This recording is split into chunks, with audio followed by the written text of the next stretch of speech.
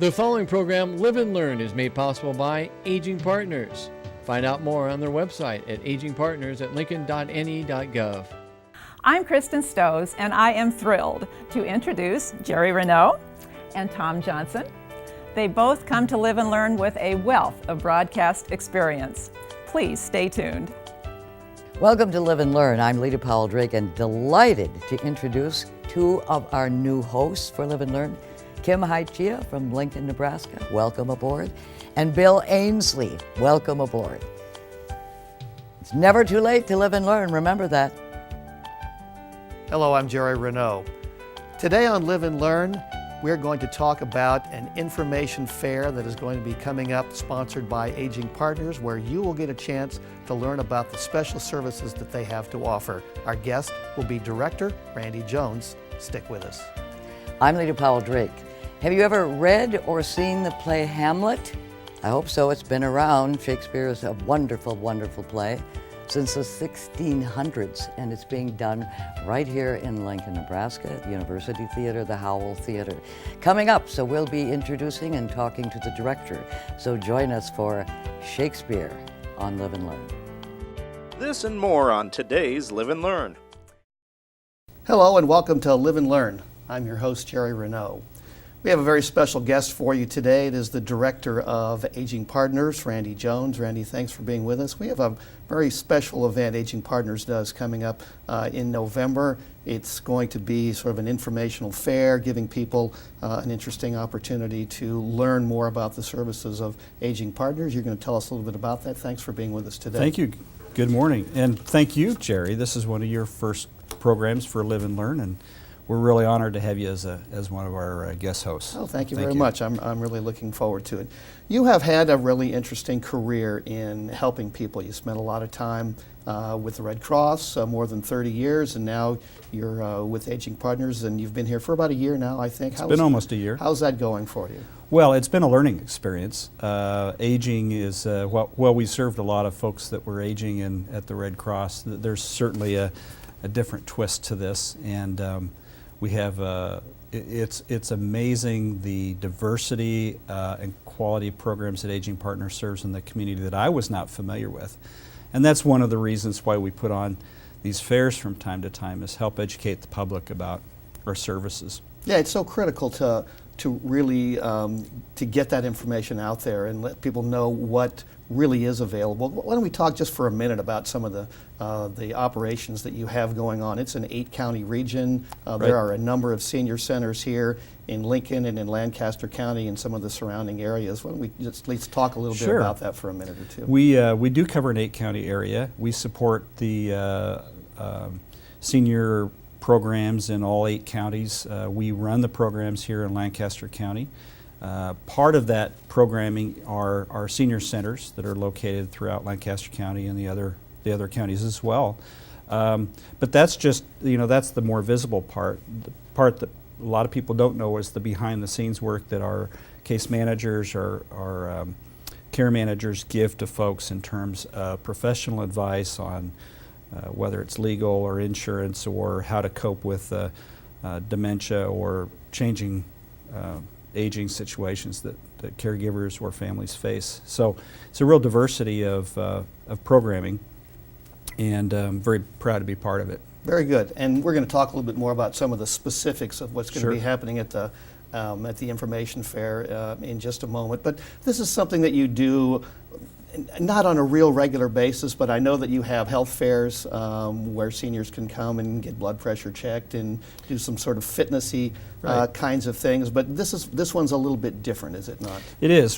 This is part of our outreach. In our senior centers throughout the community, we have some pretty standard programs that people can expect to go to, like our meal programs, recreation. Our senior centers are so important because people have a chance to come and socialize with other seniors, and that's very important to mental health for seniors, especially those that live alone.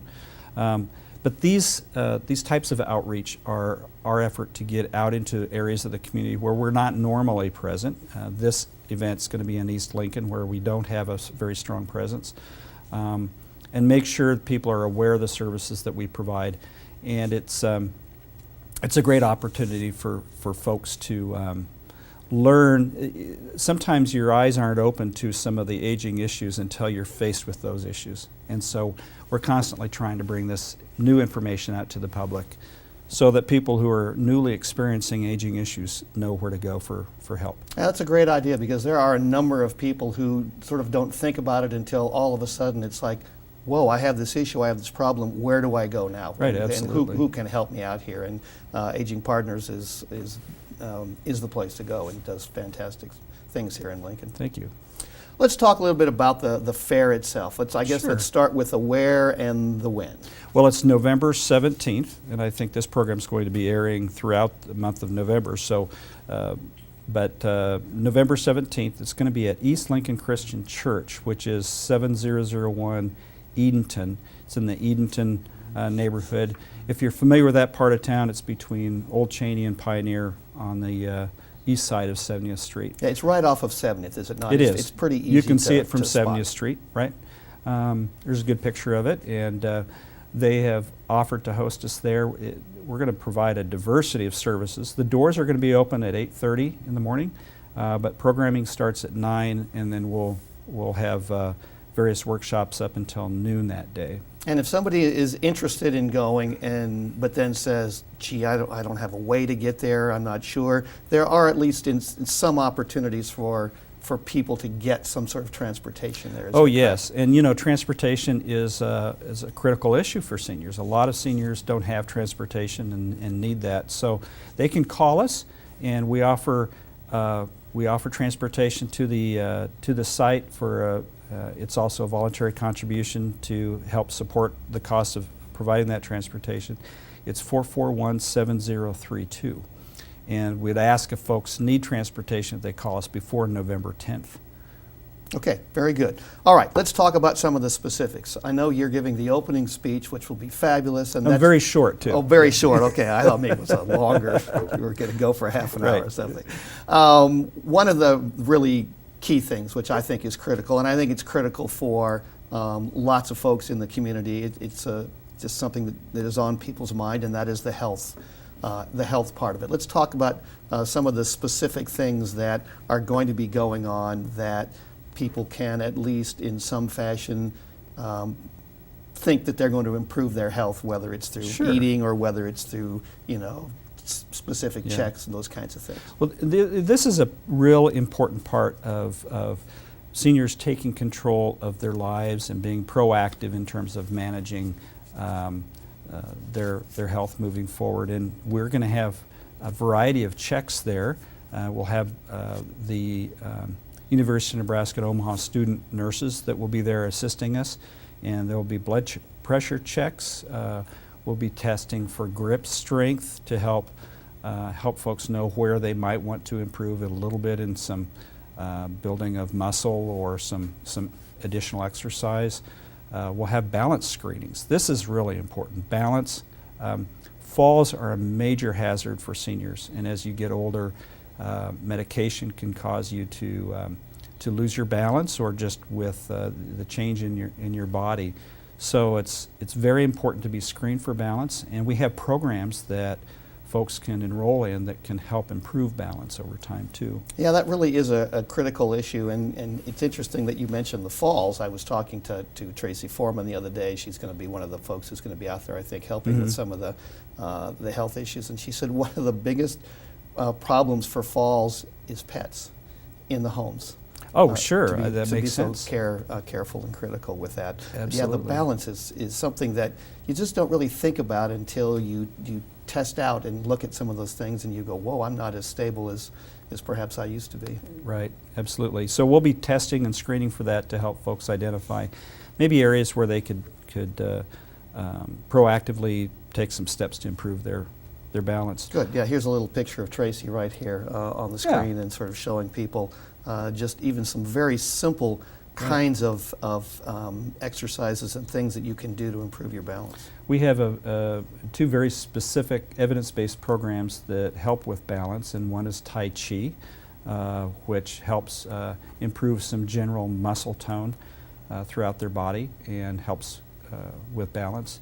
Now, you don't have to be even as active as the seniors you see on the screen. We have some folks that will move using a chair. Yeah, I think there's called the 8 form, or there's one that's just for chair people sitting by Right. themselves. So. Right, and so that's very helpful. And then we have what's called a stepping on program, which helps folks learn how to balance themselves, how to strengthen certain parts of their body that will help with balance. So those are very important programs to people, and because they're evidence-based, they show that they actually make an impact in reducing falls and reducing hospital admissions. And then the part I like the best, of course, is that we're going to have some hand and chair massages. So Yes, I'd like to go just for that. Absolutely. I mean, that sounds like fun. And the health part goes throughout, does it not? The does. session goes from 9 to noon, but it's not like you have to be there at a specific time to get the health part of it. So right, if you couldn't it show will up be till going throughout, and then after the health, we'll be starting to get into at least after the health in the morning, we'll start getting into some sessions where we talk about other very specific issues of interest to seniors. Yeah, and before we got talking here, we're going to run out of time. Let's talk about some of the other sort of Sure. things that are going to be going on. I know you have a new disability center that you'd like to We do. talk We're about. promoting our Aging and Disability Resource Center, where we can provide and help persons with disabilities of all ages access resources in the community to help them with those disability needs. Right now, there's Medicare Part D sign up, and it's very important that seniors review their Medicare And that can be Part confusing. D. It is confusing, and so we'll have some professionals there that will be able to provide some advice on how to select a provider and what the options are as well. You mentioned the legal issues. That's going to be a part of it as well. Legal issues, Medicaid, Social Security, Medicaid, and Medicare supplement insurance is also very confusing to folks. We'll be able to provide some information on that. And this is an introduction. And if you can't make it to the event itself, we're always available by calling us, and we can set folks up to come in and talk with a professional on a longer term basis, or we can answer questions on the phone. Yeah, one of the great things about Aging Partners is if you have an issue, no matter what it is, they call you, you'll be able to help them find some way to resolve that issue. Yeah, absolutely. And every family's faced with a little bit different issues, and we can help not just the people going through the seniors, but also their families and their caregivers with possible solutions. Our staff are real experts in this area, and I'm sure that the issues that you're facing with, many others have, and so they're experts at helping to find solutions and helping the senior think through the alternatives. You mentioned the family and the caregivers. Is that a group of people who maybe should come to this information Absolutely. center This as would well? be definitely open not only to seniors themselves, but caregivers and family too. They're experiencing some of the changes too, and they're worried about their family members, or caregiver needs to understand what resources they can help the senior with. This is really a great opportunity. Just very quickly, where is Aging Partners headed? Do you think you're In the always future? you're always looking for new ways to be able to help people out? You mentioned the Disability Center. That's sort of a new thing. Is there anything else that's coming you'd like to mention? We continue to explore opportunities for outreach. It's important that we get out where the seniors are, and so we're looking for these kind of opportunities to take our education and information out to the public. Sure. One last time, let's talk about the information fair. It's coming up on November 17th. November 17th at East Lincoln Christian Church, and the doors open at 8:30. Programming starts at 9. You can come in and just drop in for a short bit and leave, or you can stay until we're done at noon. Fabulous. And call us for transportation. Yes, that's right. Let's mention that again. 441-7032. Perfect. Yes. Randy, thanks so much. Thanks, Jerry. Randy Jones, the Director of Aging Partners, here to talk about the information fair that's coming up on November 17th. It should be fabulous. If you get a chance, you should check it out. That's all the time we have for this segment. Do not forget that it's never too late to live and learn.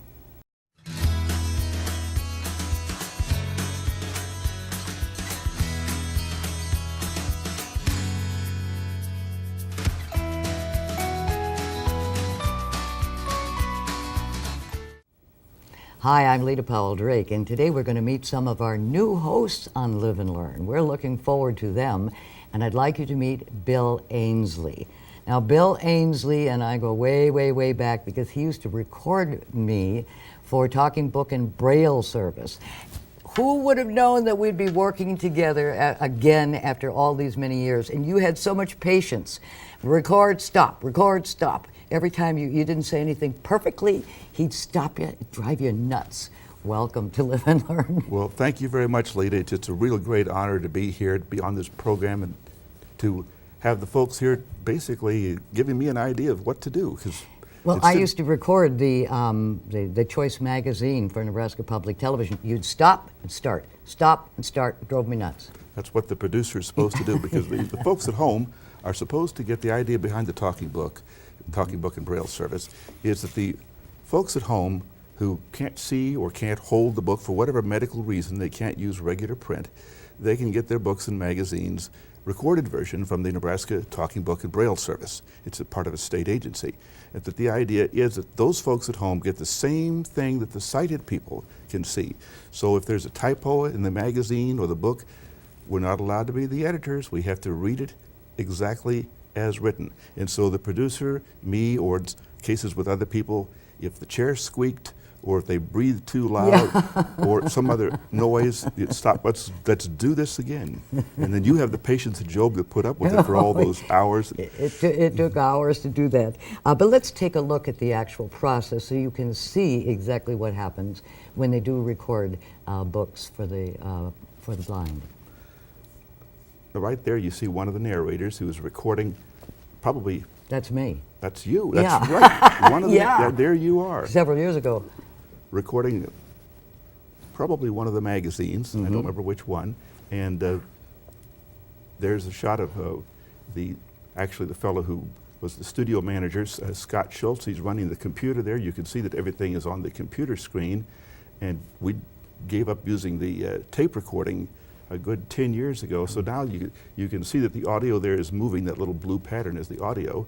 And he's now telling the narrator that you made a mistake. We got to go back and reset and do this all again. And then he can move this cursor around on that pattern to find just exactly the right spot. Those are the stacks, which you would find in a regular library. Those blue boxes are the boxes in which the recordings are put, and they're sent out to the borrowers at home in those boxes. The people can call in or write in as long as they meet the. And that's free, isn't it, Bill? Oh yeah. Well, there's no charge to the borrowers. It's all paid for by your taxes because we're part of a state agency, and somebody will just come down and get the particular recording, the blue box, and mail it to the. That's the circulation area. Those tubs there are mail tubs, where those are the tubs there for each zip code area. So Dave Ortley, one of the other workers there, is putting those blue boxes into the sack that goes to the people who live in that zip code area. It's a wonderful service that is provided. And there's Scott sorting some more of the blue boxes. And we're going to take a look now at Bill actually doing his job of recording, and this particular person you're recording is very special. Oh yes, Bill Clefcorn, a former state poet.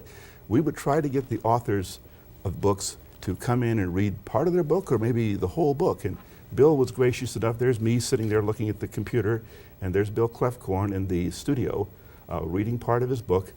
And I'd be listening along, and if he made a mistake, which rarely happens, of course, as you well know, we would just stop and reset to the beginning of the sentence or the phrase and just go again. And how nice that our state poet would record his own works. That's very, very special. Tell us a little bit about your background, Bill. Well, I was born in Germany, actually, and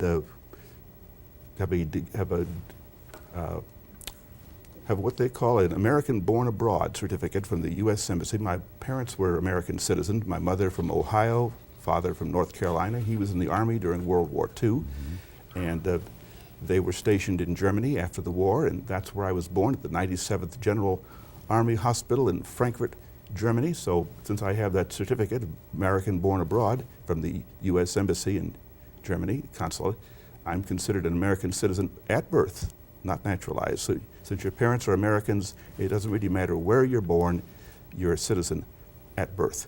And you went to school at Nebraska Wesleyan here. Yes, ma'am. I got a degree in history with a minor in political science. And you didn't do any of those? No, None of the I was above. going to be a history teacher, but there wasn't a great demand for history teachers in 1969.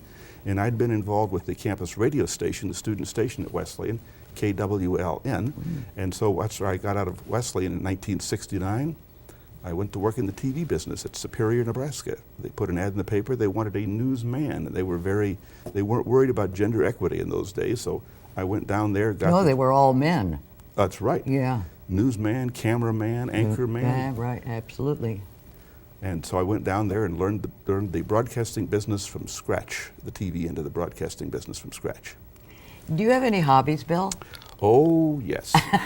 My hobby since when we came back to the States, we were stationed in Miles City, Montana. My dad was the Army recruiter, and I developed the hobby of broadcast band radio DXing. DXing is listening to distant stations on the regular radio, not a big ham outfit, not a You mean shortwave. the AM radio? Just the AM radio between 540 and what's now 1700.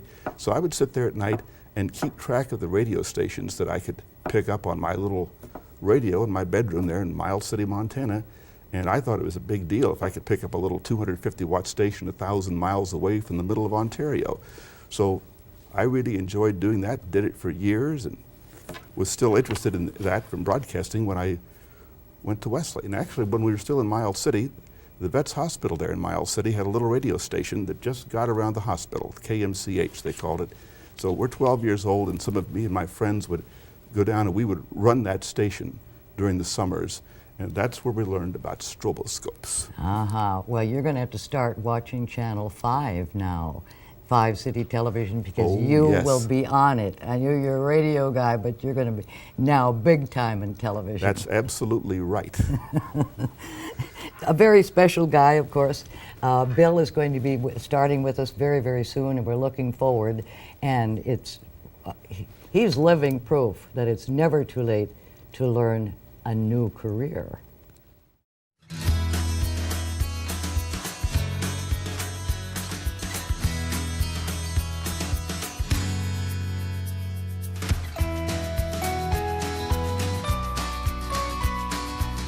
And I am delighted to introduce one of our new hosts on Live and Learn. Meet Kim Hai-Chia. Hi, Lita. Who lives in Lincoln, Nebraska. Welcome aboard. you. I know that I have a very dear friend in Ruth Ann Linus, and of course Ruth was one of our valued reporters and interviewers for many, many years. How is Ruth these days? Ruth, I think, is doing great. I talked to her a couple of weeks ago about this very show, and she has wonderful recollections and memories about being a host. She was an excellent interviewer. And the people that she got to meet. Oh, yeah. And Ruth Ann was an excellent person in terms of doing a lot of research and being able to really do a nice job with the program. And so I think she's a really good example of that you're never too old to live and learn. She just exemplifies that. Oh, you're starting out on the right foot, my dear. Thank you. Now, you're a native Nebraskan. Yes. Tell us a little bit about your background. I was born in Omaha. We moved to Lincoln when I was 6 weeks old. I went to the University of Nebraska-Lincoln, got a degree in journalism. My first job out of college was at the Hastings Tribune as a reporter. I moved back to Lincoln a couple of years later in the early mid-1980s, worked at the Lincoln Star, first as a deaths and weather clerk, then as cops and courts I bet reporter. the pay was good too. Yeah, it wasn't bad. And cops and courts reporter, I worked on the copy desk. I eventually became the education beat writer, higher education. And in 1988, I joined the University of Nebraska-Lincoln in their communications and public relations efforts. So I worked at the University of Nebraska-Lincoln for a number of years and completed my career a couple of years ago at working at NET in their promotions and publications department. And so I had a pretty long career, worked with 5 different chancellors, did a lot of really interesting things.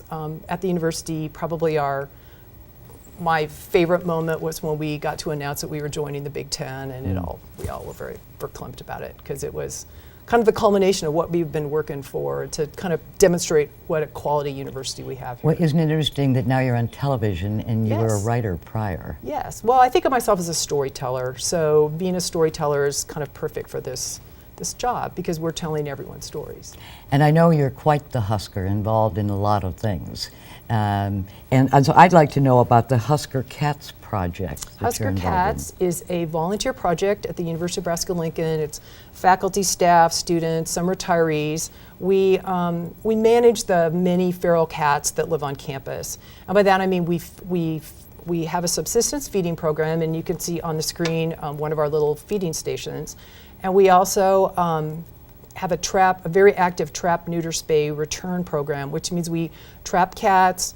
They're neutered, they're spayed, they're vaccinated against rabies and distemper. Then they're returned to campus because they, by doing that, it keeps the population down. If we removed all the cats, then the downtown cats would move in and we just have a continuing source of Where kitties. do all these cats come from? Many of them are wild. I mean, they're born wild, they have no owners. That unfortunately lots of people dump their cats, which is really something that we very much discourage. Well, shouldn't the Humane Society take care of them? The Humane Society doesn't have the ability to manage as many cats. At one time, there were probably more than 150 cats on UNL's campus. We've greatly reduced that population because we're not adding litters and litters and litters of kittens every year. So it's a fun project, and it's all volunteer driven. You know, we do our own fundraising, and we enjoy doing the program. Well, I bet you enjoyed meeting Garrison Keeler too. Garrison Keeler from Prairie Home Companion. You got to help him prepare for his show here in Lincoln. Yes, when Garrison Keeler came to Lincoln in October 2013, I was working at NET at the time, and Keeler's operation always wants a local person on the ground to help him do research. So I was the person who did that.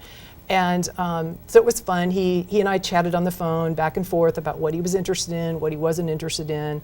I walked from the Capitol to the stadium because he wanted me to sort of capture what I'm seeing as if somebody with new eyes was walking through our city. And so I wrote down some of the iconography on the Capitol and some of the stuff on the stadium, and we talked about going to the Cornhusker Hotel and various things that sort of give people a flavor of what it's like to live in Lincoln. So that was an exciting opportunity for me. My husband and I got to sit backstage, see how the whole thing unfolds, and it's sort of scripted, but not. Part of what keeps it very fresh is it is a live show, and things can happen, and somebody dropped their script, and after this little fleeting second of panic, it just all sort of rolled out, which is, if you're doing a show for 40 years like Keeler did, you kind of know how things work. But it was interesting to watch the interplay between Garrison and his guests and his band and all those people, and they have little signs that they do telling everybody, wrap it up or let's go or whatever. And so it was interesting to watch. It was really fun. Prairie Home Companion has been extraordinary, and because of him, now that he's retired from it, but he's still on public radio. Yep. I'm happy to say, but it will continue, I understand. Well, the show continues with a new host, and it's a Yeah. different show, but Yeah. I'm enjoying it. So anyway, everybody listen to NET Radio, and Nancy Finken will be happy that I gave her a shout out. and your hubby used to work for the Lincoln Journal-Star. He was an editor. Yes, my husband Tom White, who is not the Tom White who used to be on this particular program. Or Tom White, the person who taught me to play golf. Yes, or Tom White the developer, or Tom White the judge. He's none of those Tom Whites. But he was the editor of the Lincoln Star, and then he left Lincoln for a while, but came back when the papers were merged in 1995. So he was the sort of merging editor of the paper. And he left the paper in about 1997 and had an interesting career after that. He worked at the Children's Museum, and he worked at Game and Parks, and he worked at the Sheldon, and then he decided to retire, and he tells people he's satisfying his own curiosity. And he does a lot of cool things. Right now he's going to Cleveland to the World Series. Cleveland has been his lifelong team, and so he's really excited about being able to see them in the World Series. Well, Kim Haichia, welcome to Live and Thanks, Learn. Lita. It's going to be fascinating for the people that you will be interviewing. And she is living proof, certainly, that it's never too late to live and learn a new career.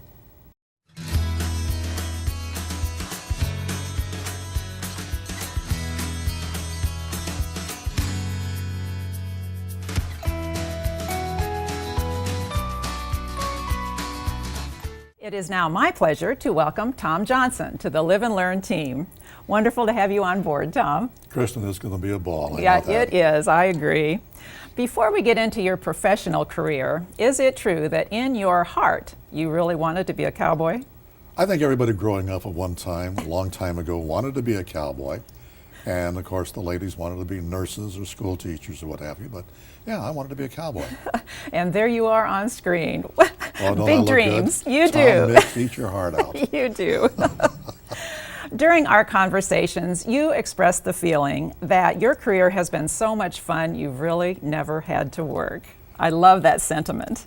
I really haven't, because I mean, all my positions were fun positions, things that I truly enjoyed doing, such as my radio career when I started in high school. I was like 13, 14 years old at the time, and went from there to the Navy. And during my time in the Navy, I had stations aboard my 2 ships that I was aboard. I ran record hops for the USOs Really? in Boston, San Diego, and Bremerton, Washington. So I mean, it was kind of fun to do. It kept me involved in the business one way, shape, or form. That sounds like a lot of fun. Oh, it was, I can and it see. still remains fun. Well, that is excellent. So eventually you did move to Omaha, is that correct? And I you did. were, tell us a little bit about your career there.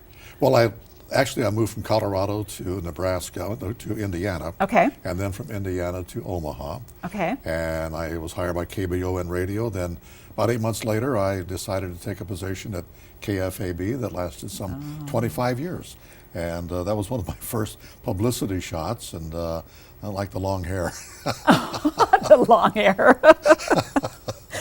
That is just great. That is great. And during the times at KFAB, I mean, I got to do a little bit of everything. Disc jockey, sports, got to do news, got to do public affairs programming, and worked with a lot of the healthcare agencies and stuff, and served on many Really? boards during that particular time, and involved in a lot of different projects that raised money for the charities and stuff. Yes, I had a great yes. boss who let me do that. Well, you have a golden voice, I have to say that. Thank you. Yes, so I can see where you would just really be very good on radio, and you will be wonderful here as well. Well, I have the voice, I have the face for radio, so. Oh, no, you're going to be good here. So after your radio years, then you did have a major career change, Koo. I did. After about 25 years at KFAB, I got the call from the State Department and saying, you know what, I think you'd be good with the lottery. And so I went through all the rigmarole going through the state hiring procedure. And this is one of the highlights of my 22 years was when I gave away $365 million to the Lucky 7 from Cook's Plant. And that was a nationwide broadcast. They won ABC, CBS, NBC, and all the other channels and stuff. So it was fun. And that's what the lottery provided, was fun again. I mean, when you give somebody $1 million, what can be more fun than that? And I do remember that moment. I think we all remember that story. It was a fun time, and the nice thing about the 7 people, you hear all these stories about all the disasters that happened to all the lottery winners, and there are some. There have been some. Sure. But for the most part, these 7 individuals have given back to their community and back to mankind. I mean, they do a little bit of everything. So It's you wonderful. actually started from the ground up with the lottery. Yeah, I was one of the first 3 hired. I was the media Have you guy. been amazed at how that has grown and mushroomed just, Oh, and you know, could and you see look that at it. happening? Well, we kind of felt that it would, but you know, Okay. like we borrowed a couple $1 million from the state to fund things, and we figured that would be paid back in a year or so, but it was actually paid back in about 3 months. So Oh my I gosh. think we were on the right track and had been throughout those 22 Well, that's years. wonderful. So then, 3 years ago, you actually retired, and I'll put that in quotes because I think you've been as busy in retirement. But that has allowed you to get involved in major fundraising activities? Well, I have been down through the years, and Okay.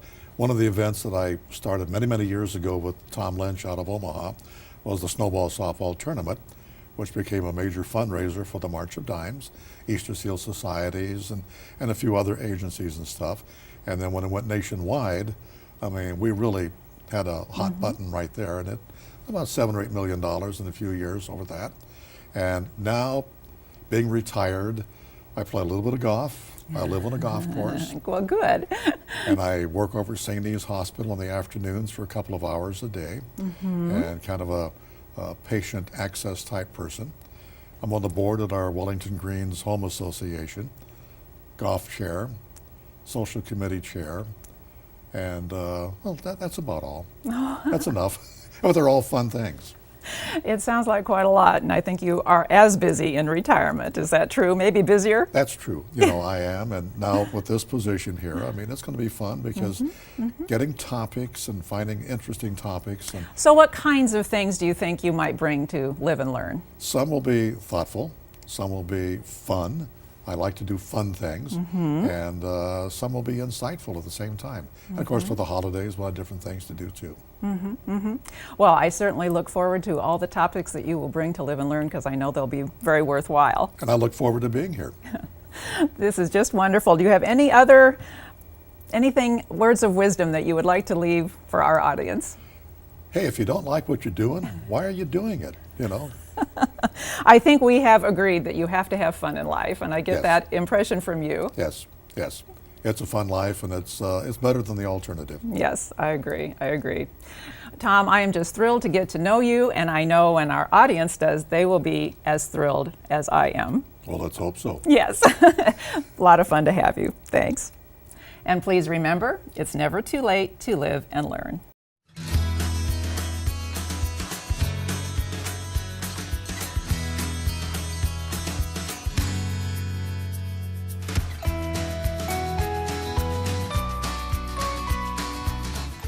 The fourth new member of our Live and Learn family is Jerry Renaud, a Lincoln native with a background in broadcast journalism. Welcome, Jerry. Thank you. Delighted to be here. Wonderful to have you. You have had some interesting twists and turns in your career path. Could you please tell us how your career got started and where it went from there? Sure. I always had an interest in sports. That's where my interest was. And so when I went through university, I was interested in getting a job doing sports play-by-play. And I was very fortunate to have a job doing that, and then did that for a number of years. But as is the case, I think, with a lot of folks, I had some other interests. One of those was music. Okay. And I had also gotten a little, I needed a change somewhere along the line. So I ended up in a musical career for a number of years and traveled around the country and played in a number of bands. And as almost all bands do, it comes to a fiery blaze in some situation, and that's exactly what happened. I ended up in Florida for a couple of years, and then I got a job to come back to what I thought was a very prestigious station in Lincoln, which is no longer with us. It was KLMS, which is a great top 40 station, but also did lots of news. And so I got hired as the news director, and then that led me down to the university and getting hired on in the faculty there. Oh, you have had a wealth of experiences and interests. Yes. Very, very good. Well, your journalism then really has taken you to some amazing places and at historic times. Right. So we are going to start showing a few pictures, and I would like to have you elaborate on those. Okay, be delighted.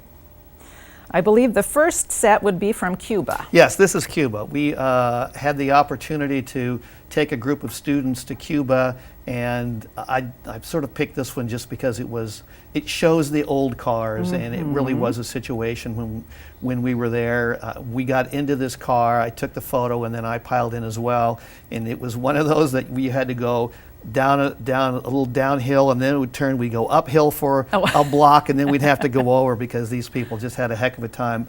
It was a number of years ago of keeping those cars running, but it was really an interesting experience. Well, that's timely right now, I think. This is along the Malecón. It's just sort of a pretty shot with Havana in the background, but the Malecón is sort of was an interesting spot. It's very pretty in some ways, but you take a couple of more blocks, and you would see the incredible poverty in Havana and in Cuba, where there would be a place that you'd have at least 100 different plugs in. They would lose their power on a regular basis. Really? It was exhilarating but sad. This is Revolutionary Square, and this is a picture of Che Guevara, who is on the side, who is one of the people who is thought of to be a hero of their revolution, of course, who later got sort of drummed out of Cuba. Wow. But yeah, they still revere Che to this day. And then you found yourself in Sri Lanka. I did.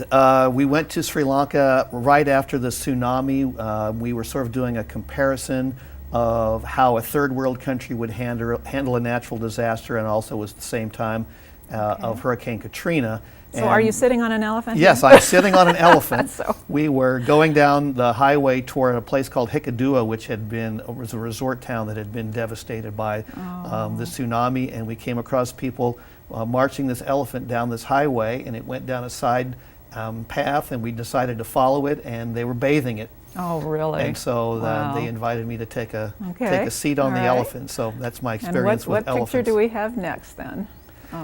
This is just showing some of the destruction after the tsunami. It was just a really sad situation, and the people were continuing to struggle. This was at least 8 or 9, 10 months after the fact, and it was a struggle to get money. It was a struggle to rebuild. The government was trying to put new regulations in to Sure. sort of not let people be on the beach, but this is right on the beach. Well, This let's is, move on then to maybe a couple of Kosovo pictures. This is one more Yeah, of this is Sri another Lanka. one. You can see it, what happened to the Yes. destruction of the house And then there. next, you found yourself in Kosovo. Yes, we had an agreement where we were teaching at a English-speaking school, a journalism program there, and as I was scheduled to fly in and did fly in right after they had declared their independence. Oh, So it was an interesting Look at time. that. These are all the people, they put pictures up that were lost during the fighting there. Almost everyone had some kind of a relative or a friend who had died in the process, and this is a I'm protest sure. that took place the first time I was there as they were getting ready to sort of look for their independence. and you worked there for a few years, right? Well, it was 2 weeks at a time. 2 weeks at a time, so back and forth. So yeah, we Okay. taught, we were trying to show them a little bit about online journalism and how to set up their website and how I to see. produce material for online. Sure, sure. So now I know you still enjoy your passion for music. So I if some do. of our viewers think they recognize you, they probably do. Tell us a probably little bit do. about your bands. Yes, I can't seem to get enough of them. This is a picture. This is a rock and roll band. We played down at the Zoo Bar, and this is mostly some old high school friends that we just like to get together and play loud and have lots of That fun. sounds fun. Don't know how good we are, but we still seem to get booked around town a lot. So it's sure lots we of do. fun playing the rock and roll. And your instrument of choice is? Is a guitar. Is I'm the one guitar. in the middle there, probably Okay. not easily recognizable with the hat on and face down. So, Jerry, will we hear stories of musical interest, do you think? Will you bring those to Live and Learn? And what other topics might we hear? Yes, absolutely. I'm going to try to, mostly because I think it's lots of fun to bring musicians on, and then I want to be able to perform with them. So I want them to come on and to be able to play during the show. But I also have a real strong interest from being at the university of knowing lots of people who are authors, who are writing about very interesting subjects, and also people who are producing great documentaries. So I am hoping to bring some of those folks on and let Yes. people know what's Well, going on with in all that of the area. interests you have, Jerry, I know it's going to be wonderful. Well, thank you. I Thank hope you it for is. being here. It's my pleasure. Thank Yes. you for having me. I'd like to end with a clip from one of your bands. Oh, I good. believe it's Swing Fever. Yes. And we will listen to that as I remind everyone it's never too late to live and learn.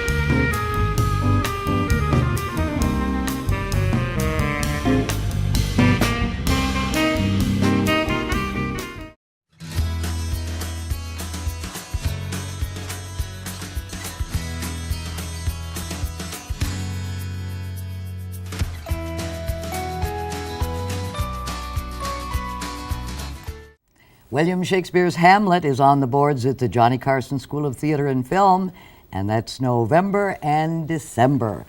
I'm Lita Powell Drake, and we are delighted to welcome the director of Hamlet and his name happens to be Wesley Brolick. And you're new, relatively new to the University of Nebraska? I am. Thank you for having me, first of all, Lita. Yes, I am. I am very new. This is my second year teaching here at the University of Nebraska-Lincoln. Now, since you're a teacher, we're going to turn this into a learning lesson. Uh-oh. Well, are you ready? I hope so. Okay, let's go back in time. Okay. And let's go back in time and look at the first theater, the Globe Theater in London. Oh, excellent. This Oh, is a there it drawing, is. of course, because they wouldn't have had photography in those days in 1614. Excellent. Yes, and this theater was built on the banks of the Thames River in London, on the south bank of London, and it was built by Shakespeare's Lord Chamberlain's men. The actors in the company built this, and then I believe it burned in 1619, and then rebuilt. And then it was closed back when they passed the ordinances where they wouldn't allow people to act on stage because it was immoral. Right? And then now it's been rebuilt 750 feet from the location of the original, and there's a picture of it now at Sam Wanamaker's Playhouse, Shakespeare's Globe, where actually we have a study abroad program that this summer our students will be going to Shakespeare's Globe to study. The University of Nebraska? Yeah. Oh, how marvelous. Yeah. What a wonderful opportunity. Now, that has an open ceiling, right? It Still, does. like the original Globe. It does. So when you're there, it rains, you get rained on, and of course they sell ponchos Well, because but no umbrellas. You don't get a refund? Nope. If you're here sopping wet? Nope. It's part of the joy of seeing live theater. Well, I hope you have had the opportunity or get it sometime to go see the Globe Theater on the Thames River and look at the interior. It's beautiful, right? And if you notice that area right down there in front of the stage, you can see a little bit of it right there. That's called the pit or the yard, and those were actually the cheap seats. The seats closest to the stage were actually the cheapest, and they would be a penny or a penny farthing, and that's where the poorest people would sit, and they would throw things at the actors if they were dissatisfied with the production. I know the poor people, in fact, did they stand or did they sit? They stood. There were no seats. There were no way. So they would standing room only, and it is today. Like the cheapest seats still are the tickets there for the yard, and you have to stand throughout the show. And the more expensive seats, which is where the royalty would have sat and all the gentlemen and gentlewomen, those are actually covered, and those are lining the walls of the Globe. Oh, so the higher you were up, that meant the sweller that you were. Yep. So the higher and further away you sat actually meant the wealthier you were, whereas the seats really up close and personal were the cheapest seats. Well, think about this. There wouldn't have been microphones in those days to project their voice. The actors really had to project. They really did. In fact, the vocal technique then was really it was very specific. It was meant to carry, and there was a lot of resonance, and it was a very different way of speaking than how we consider it now, or vocal work. You know, there are so many quotes from Shakespeare that so many of us say or have heard and have no idea that they've come from Shakespeare. Let's take a look at some of these favorite quotes, and we can kind of tell you a little bit about the background of them. I think you should take the first one, since it's one of the most famous. I absolutely think you should. To be or not to be, that is the question. Now, how would you deliver that one? Oh, well, to be or not to be, that is the question. Oh, well, it certainly is. All right, let's take a look at another one. These are all from, okay, now, why don't you take this one? Neither a borrower nor a lender be. And I would say neither. Yeah, that's right. You say neither, I say neither. Neither a borrower or lender. Neither. Who was he talking to? Do you remember that? At that moment, I believe it's regarding Polonius at that point in the play. The next one is really a powerful line if we take a look at that one. Oh, yes. And that's all about Hamlet talking about Gertrude, his mother. It's that opening speech where they've all come in and they've left. And Hamlet, it's the "Oh, that this too sullied flesh should melt" line. And he has this line about his mother where he literally says, "Frailty, thy name is woman." Oh, yeah. Oh, that's powerful stuff. And this I do love. This above all, to thine own self be true. It's beautiful, right? It's beautiful. I wish I'd said that. And last is a fun one. Something is rotten in the state of Denmark. which is a very famous line. All of us have said that at one time or Yeah, another, there's something not rotten. having any idea Idea. where there's something rotten in the state of Denmark. And one of the funny things is about the show, it's actually a secondary character that says this line. You know, it's a very famous line, and we're like, surely Hamlet says it. No, it's actually Marcellus who says it in the play. Okay, but you're doing Shakespeare a little differently this time, aren't you? Yes. Tell us why this is a different Shakespeare. Well, when traditionally looking at Shakespeare and casting, there's not a lot of opportunities for women. You know, you look at Hamlet on its face, and there's really only 2 roles traditionally for That's women right. in it. You know, and Shakespeare originally was performed by all men, and then over time, and you know, women weren't allowed on stage. And this kind of fits with part of my idea on theater. You know, I'm a old white guy. I'm a 40-year-old white guy, and I've had lots of opportunity, right? I believe that because I've had opportunities, we need to give opportunities to people who maybe haven't.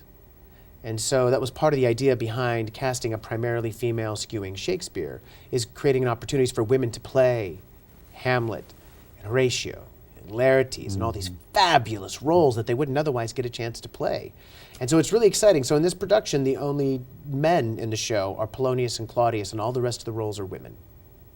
How fortunate for those young women who are getting the opportunity to play Hamlet, because it's so special. But there was a woman who played Hamlet back in, I think, 1899. Yes. And you know who she is. Sarah Bernhardt. Sarah Bernhardt. There she There it is, is. holding the skull of Yorick with that great line, "Alas, poor Yorick." I knew him well. Alas, poor Yorick, I knew him well. But she did that. Isn't that amazing for her to do that in 1899? Yep, and she performed in London in that year at the Adelphi, a theater in London, and she performed it at the age of 55. And the reviews, if I recall, of her performance at that time talked about how youthful she was and how precocious, and how she really brought the entire energy and the demeanor of a teenager to life on stage. Even though she was 55. Even though she was 55. Remarkable. Well, we want to encourage you to see Hamlet at the University of Nebraska Theater. We'll give you all the details here because it's going to be on the board coming up, Hamlet. It'll be at the Howell Theater, which is at 12th and R Street right here in Lincoln. Now remember, that's just across the street from the Lead Center, and you'll have plenty of opportunity to see it starting November the 17th through December the 4th, and tickets are available by calling the Lead Center box office. Anything else you want to tell us about Hamlet? Because well, you're doing it a little differently. Yes, we're setting it at, it's an all-girls school. Oh. And they are reading Hamlet as a part of detention. And, you know, and the school itself, you know, it opens with, not to give too much away, but the elder statesman priest just passed away and a younger priest has taken on his role. And these young ladies are reading Hamlet as a part of detention. And one of the exciting things about it is a student over in the Glen Corf School has written some really lovely music that we have the opportunity to sing in it. You know, Ophelia and the Grave Digger, and we have some sonnets set to music, and so there's some singing in this show as well. Why do you think this play has lasted as long as it has? And it's really required reading, I think, for most people who are getting an education. Yeah. I think Hamlet asks questions that we all have asked from time to time, whether or not we're strong enough or afraid to admit these questions. You know, we've all contemplated these things. We've all been in spots where we've asked to be or not to be. That is the question. Mm-hmm. You know, we've all contemplated that. And also a lot of this play is also about one generation overtaking another. It's a frequent theme in a lot of Shakespeare's tragedies. Let's hear a little of your background. Where are you from, Wesley Brolick? Well, I originally grew up in Iowa, and then I did my undergrad at the University of Iowa, and then I left as soon as I could because I wanted to go out and enjoy the big city, and I moved to the East Coast, and I was an actor. I did my MFA at Rutgers University in New Jersey, which is where I met my wife, and you know, I've been a New York actor for over the last decade, more than a decade, working in New York, and had great adventures traveling all over the country. Worked at the Shakespeare Theater in DC, and I've toured, and I've been on television and commercials and films, and it's been a really great ride. And I'm really blessed to be at the University of Nebraska-Lincoln because right now is a time of great growth and great opportunity here. You know, particularly with the Johnny Carson gift and all the exciting things that are happening. I think this is really the place to be. And we want to encourage people, because there are many theaters in town today that there used to not be. Yeah. That the Johnny Carson School, which was really the Temple building there at 12th and R Street, or the Howell Theater, people don't realize that the history that is really there. And thanks to Johnny Carson and his very generous gift, the whole building has been really redone completely. I mean, Yeah, that lobby's fantastic. The space, the facilities, the technology available to us is really because of his gift. And the reason is he graduated here, of course, from University of Nebraska, and went on and, you know, Well, yeah, went on and became everything to everybody. But the fact that, you know, in his will, that he left so much money, that the Howell Theater was that important to him, you know, to continue learning. And of course, at that time, you know, he majored in radio. Yeah, he was a communications in major, that's radio. right. And he would wind up, you know, in television, of course, but his generosity has been astounding. Astounding. And I only hope that we are good stewards of his gift. Yes, and the thing is, we want to encourage you, if you haven't been to the Howell Theater in a long time, please come and look at it. First, it's beautiful. It's been all redone thanks to Johnny Carson. Yes. Yeah. Anything else you'd like to tell us? Well, what's coming up in the future? Well, we have Hamlet, and then in the spring, I know the show, the season's still taking shape, but we have a new play by Stephen Dietz that's going to be directed by Paul Steger, who's the former director of the school, who's returned to faculty. He's earned it.